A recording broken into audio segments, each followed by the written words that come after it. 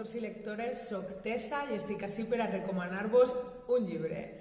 Ara que comença un any nou, lectura nova. Ja sabeu que està molt bé demanar als Reis que vos porten lecturetes.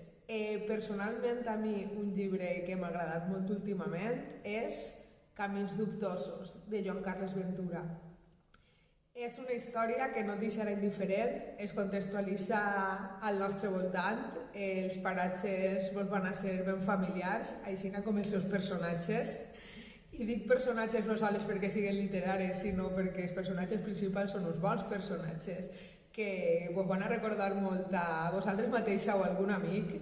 És una trama que està contextualitzada en un moment històric valencià prou important com va ser l'arribada del papa, en trets de corrupció política pel mig. No vos vull desvelar molt, però la veritat és que és una novel·la que es llegeix molt bé, que te rius molt i que vos recomane per aquest any. Camins dubtosos, de Joan Carles Ventura.